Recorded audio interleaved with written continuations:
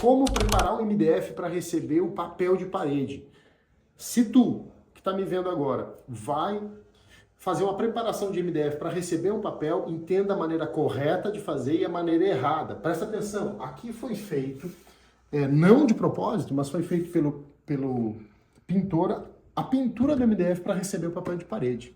Primeira coisa, se o MDF está branco, laqueado ou com fórmica, o papel de parede não pode ser colocado direto em cima dele. É preciso um tratamento. Por quê? Se tu colocar o papel de parede em cima dessa parte lisa, olha aqui, ó, onde está lisinho assim, acontece de o papel de parede descolar. Tu pode até usar colas mais fortes, às vezes há colas que não são recomendadas, por exemplo, uma cola branca.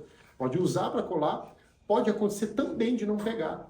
E a cola branca ainda corre o risco de estragar demais o papel de parede. Então, o primeiro erro, não usa cola branca para colocar o papel de parede direto em cima do MDF que está laqueado ou fórmica. Aqui, por exemplo, ó, daqui para cá, tudo isso aqui não vai papel de parede, mas se fosse colocar aqui, ia ter que fazer uma preparação adequada. Aqui foi tentado para preparar, mas também não deu certo. Qual o segundo erro? Uma coisa que não se faz. É simplesmente pegar uma tinta esmalte e querer pintar o MDF. Se o MDF está branco, através de laca ou de fórmica, não se deve pintar com esmalte o MDF. Por quê? Porque tu vai acabar tendo depois que dar uma tinta acrílica em cima. O esmalte, o papel de parede não adere, a cola do papel não adere em cima do esmalte. Esse é o segundo erro. Terceiro erro é pintar com a tinta acrílica ou PVA. A tinta está certa, mas o preparo pode estar errado. O quê? A tinta certa. Acrílica ou PVA, já anota isso. Branca, ou na cor do teu MDF, né? Tu vai pintar e pinta direto em cima do MDF. Por que é o grande erro se tá em cima da laca? Se tu pintar direto em cima dele, acontece isso, ó, sem preparo nenhum, ó. Tu pinta e depois a tinta começa a soltar fácil. Se ela solta no dedo assim, imagina quando eu passar cola no papel, passar cola na parede ou no papel e vir colar ele aqui. Eu colo, pode acabar soltando a tinta junto com a cola na hora da instalação ou depois do papel de parede seco, pode ficar levantando as emendas, soltando com a tinta junto. Porque se tu observar, aqui foi pintado uma demão de tinta em cima do MDF, mas o MDF não foi limpo, não foi feito o tratamento adequado. Então esse aqui já é o terceiro ou quarto erro, já chega a estar perdido de quantos erros já tem nessa soma de situações. E lembrando, às vezes não é de maneira intencional que o pintor vai fazer isso, ele faz, acha que é só pintar e acaba ocasionando esse problema. Então, qual a maneira correta de se fazer para não acontecer isso aqui, ó? De tu pintar e depois só com o dedo tu já conseguir remover a tinta. Na hora de preparar o MDF, fazer o seguinte. Primeiro, uma demão de lixa, uma lixa 80, uma lixa 100, em todo o MDF. Não é para castigar o MDF e deixar sem tinta. Não é para arrancar a tinta como está nessas marcas aqui. Mas para abrir ranhuras no material.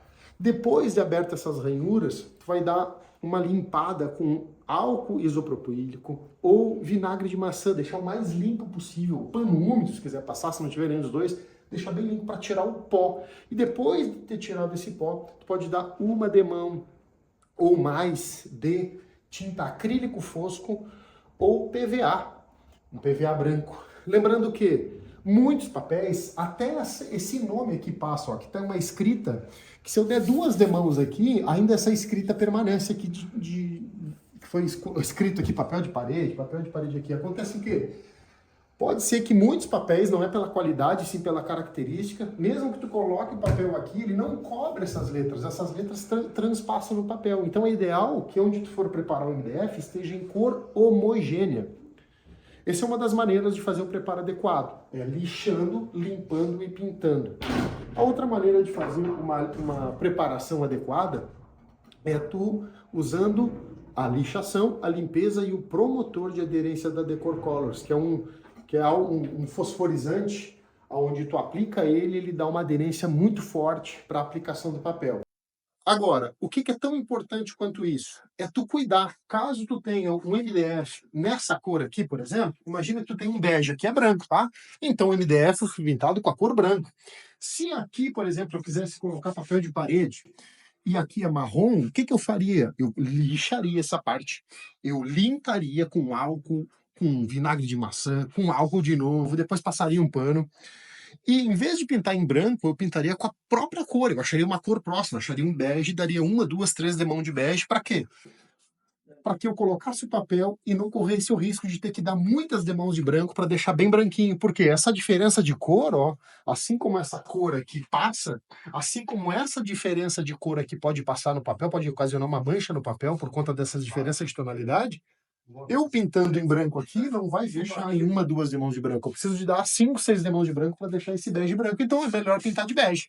Agora, se tu tiver, por exemplo, o MDF cru, que ele é na cor bege escuro, né, é um marrom, e tu precisa preparar as emendas deles, nesse caso aqui, ó, aqui a gente tem as emendas que foram preparadas, certo? Aqui tem uma junta, todas essas juntas foram dado massas aqui para fazer o preparo. Se tu tem um MDF cru e tu precisa preparar a junta, tu vai dar com a massa branca. O que é ideal? É que ao invés de tu pintar em branco, depois desse MDF cru, tu precisa pintar ele marrom, porque se tu pintar, se o MDF tá cru e tu dá uma massa branca aqui, na hora de tu dar uma demão de branco, vai ficar muito mais branco na região da massa, e o resto vai ficar um pouco mais marrom. E aí, essa diferença de tonalidade pode aparecer no papel. Então, se tu tem um MDF cru, o ideal é que tu dê uma demão, depois de preparadas as emendas, se tiver emendas, no marrom, num tom de bege, porque é a cor mais próxima do MDF cru. Porque isso, repetindo, para que na hora de colocar o papel não transpasse a diferença de tonalidade que ficou na mesma superfície. Importante também fazer a revisão, por exemplo, aqui a gente tem MDF cru, correto? Aparentemente, só precisaria dar mais tinta para que ele ficasse numa cor homogênea. Dependendo do tipo de papel, essa diferença de cor aqui, ó, pode aparecer no papel. Pode ficar mais claro o papel aqui e na borda ficar mais escuro. Alguns papéis pode acontecer isso. E não é por qualidade. Assim, como eu sempre falo, é por característica, o tipo de material.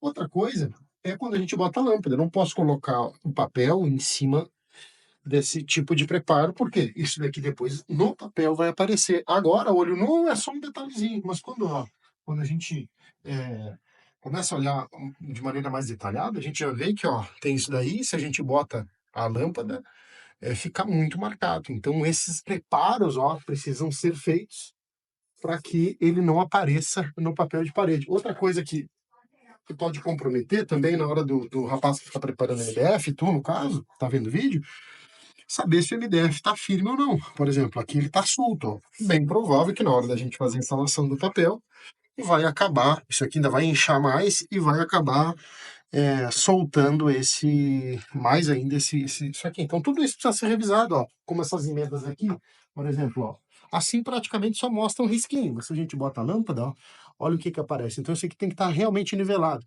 Também é importante, além disso estar nivelado, é fazer o arremate adequado das questões, ó, porque aqui ó, a tinta não chegou até aqui, então bota uma fita aqui onde não vai, e faz o arremate direitinho para que na hora que o papel vem aqui dê aderência e correção, depois ele começa a soltar nessas regiões. Então, todas essas revisões são importantes, porque depois do papel feito não tem mais como retocar. Aqui tudo se recupera 10 vezes se for necessário.